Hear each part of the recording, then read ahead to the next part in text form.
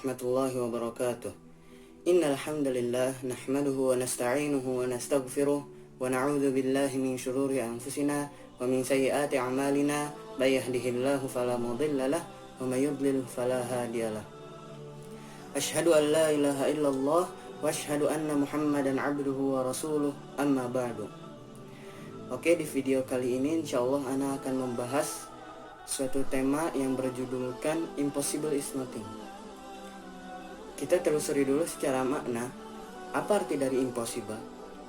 Impossible secara makna artinya, secara umum artinya tidak mungkin.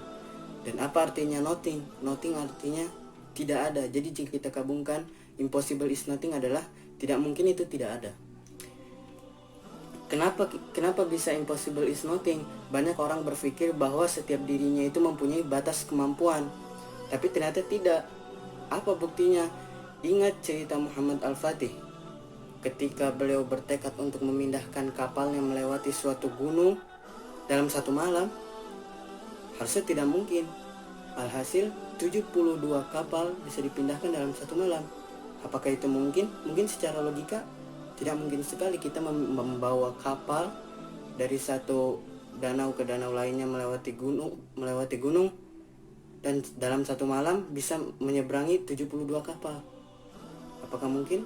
Secara logika tidak, tapi impossible is nothing. Dan kita juga harus ingat kisah Khalid bin Walid ketika perang Mu'tah. Ketika itu kaum muslimin memiliki jumlah sekitar 3.000 personil, sedangkan pasukan Romawi memiliki jumlah sekitar 200.000 personil.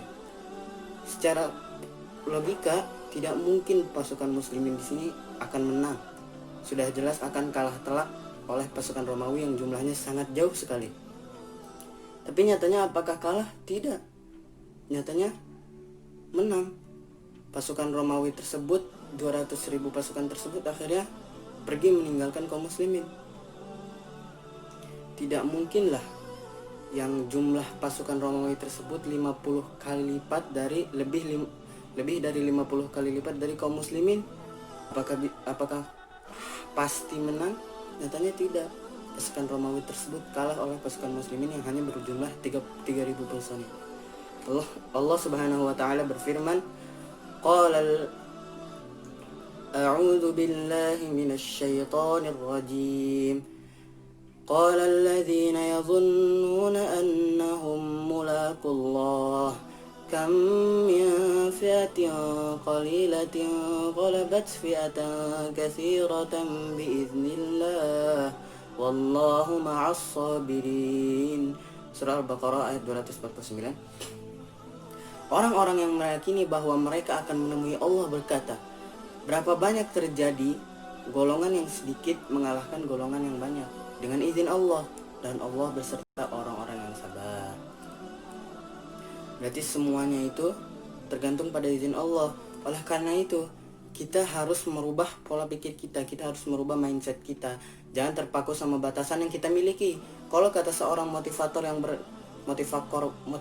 pakar kepemimpinan yang bernama John Maxwell kalau tidak salah, janganlah berpikir tentang batasan, tetapi berpikirlah tentang kesempatan yang kita miliki.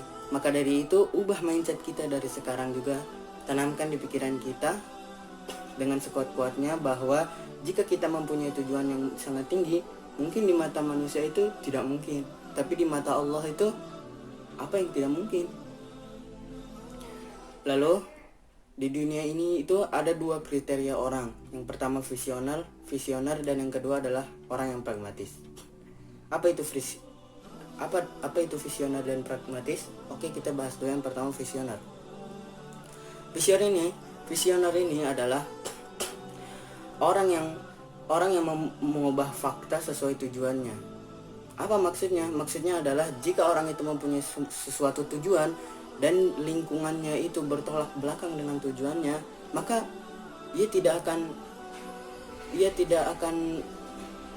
tetap akan kukuh pada tujuannya. Ia akan merubah lingkungannya tersebut sehingga mengikuti kepada tujuannya. Dia terus dalam pendiriannya meskipun lingkungannya bertolak belakang dalam tujuannya. Tapi dalam kurung tidak boleh menzolimi. Contohnya jika seseorang berkeinginan A, satu lingkungan harus nurut. Mau cara apapun harus nurut. Nah itu tidak boleh. Maksudnya kita adalah merubah. Dan itu pun dalam kurung harus dalam hal yang baik. Dan visioner ini adalah orang yang bagus dalam hal yang baik. Dia tetap dalam pendiriannya sehingga dia bisa merubah lingkungannya. Contoh, dia itu orang yang sering mengaji, tapi lingkungannya itu orang-orang aneh semua, orang-orang maksiat, orang-orang pecandu khamar segala macam. Tapi dia tetap dengan pendiriannya sehingga dia bisa merubah lingkungannya itu menjadi orang yang ngaji semua. Itu bagus, itu adalah visioner. Dan yang kedua adalah pragmatis. Apa itu pragmatis? Pragmatis adalah mengubah tujuannya sesuai fakta. Dia sudah mempunyai keinginan, tapi lingkungannya bertolak belakang sehingga dia terpaksa, karena dia berpikiran bahwa ia tidak bisa mengalahkan lingkungan yang bertolak belakang tersebut, akhirnya dia mengikuti tujuannya menjadi lingkungannya, menyamakan. Dan ini salah. Mengapa? Karena jika orang memiliki tujuan seperti itu, berarti orang itu memiliki pendirian. Dan jika ia mengubah tujuannya sesuai dengan lingkungan yang ia hadapi, maka berarti orang itu tidak mengikuti pendirian yang ia buat untuk dirinya sendiri, malah mengikuti pendirian lingkungan atau pendirian orang lain. Dan ini salah. Berarti orang. Tetapi kalau visioner, orang yang mengubah fakta sesuai tujuan walaupun dihadang dengan lingkungan atau data yang tidak memadai, ia tetap teguh pada pendiriannya, bahkan bisa merubah lingkungan tersebut agar mendukung pendiriannya. Nah, itu baru benar. Oke. Udah ketemu apa itu visioner dan pragmatis. Sekarang kita kembali ke dalil. Kita kembali ke judul dan ke dalil. Judulnya apa tadi? Impossible is nothing. Coba kita perhatikan dalil tersebut. Berapa banyak golongan yang sedikit mengalahkan golongan yang banyak. Dan Allah dengan izin Allah, dan Allah berserta orang-orang yang sabar. Sedikit dapat mengalahkan yang banyak, itu kan yang jelas impossible.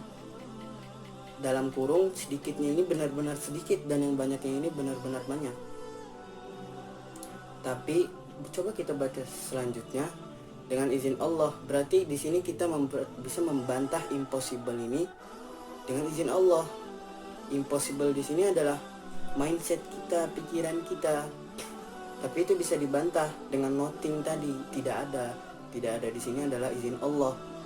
Mindset kita yang berpikiran tidak mungkin itu bisa dibantah dengan izin Allah. Ketika perang Badar, kaum muslimin memiliki kekuatan sekitar 300 personil saja, sedangkan kaum musyrikin memiliki pasukan sekitar 1000 personil. Tapi nyatanya menang atau kalah? Tentu saja kaum muslimin memenangkan perang tersebut. Begitu juga kebalikannya, ketika satu strategi Muhammad Al-Fatih digagalkan oleh pihak Konstantinopel, yaitu ketika Muhammad Al-Fatih memiliki 40 kapal dan Konstantinopel hanya memiliki 2 kapal, tapi tetap Konstantinopel bisa menggagalkan rencana Muhammad Al-Fatih. Semua itu dengan izin Allah. Sudah banyak sekali contohnya. Intinya, impossible is nothing. Segitu saja video dari saya. Jika ada kesalahan mohon dimaafkan. Wabillahi taufiq wal hidayah. Assalamualaikum warahmatullahi wabarakatuh.